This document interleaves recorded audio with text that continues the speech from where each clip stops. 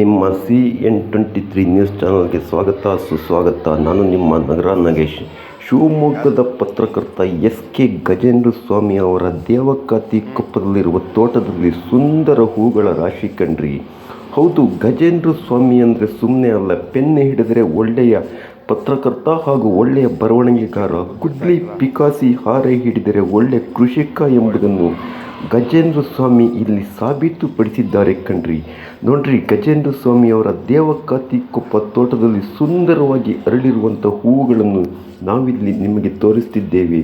ಯಾವುದೇ ಹಬ್ಬಕ್ಕೆ ಇವರು ಹೂಗಳನ್ನು ದುಡ್ಡು ಕೊಟ್ಟು ಕೊಳ್ಳುವಂಥ ಪರಿಯೇ ಇಲ್ಲ. ತಮ್ಮ ತೋಟದಲ್ಲಿಯೇ ಬಗೆ ಬಗೆಯ ಹೂಗಳನ್ನು ಬೆಳೆದಂಥ ಗಜೇಂದ್ರ ಸ್ವಾಮಿ ಉತ್ತಮ ಪತ್ರಕರ್ತನೂ ಹೌದು, ಅದೇ ರೀತಿ ನಾನು ಕೃಷಿಕನೂ ಹೌದು ಎಂದು ಇಲ್ಲಿ ಸಾಬೀತುಪಡಿಸಿದ್ದನ್ನು ನಾವು ನಿಮ್ಮ CN23 ನ್ಯೂಸ್ ಚಾನಲ್ನಲ್ಲಿ ತೋರಿಸ್ತಿದ್ದೇವೆ.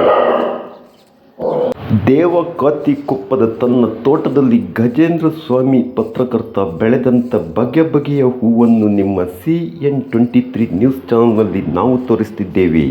ಹಿಂದೆ ನಿಮ್ಮ CN23 ನ್ಯೂಸ್ ಚಾನಲ್ಗೆ ಸಬ್ಸ್ಕ್ರೈಬ್ ಆಗಿ.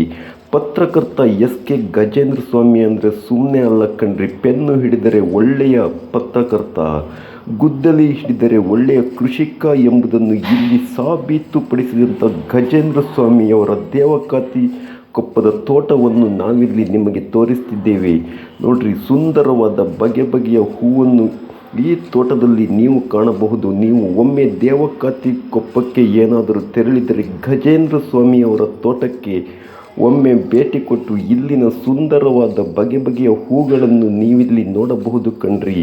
ಧನ್ಯವಾದಗಳೊಂದಿಗೆ ನಿಮ್ಮ ನಗರ ನಾಗೇಶ್. Thank you.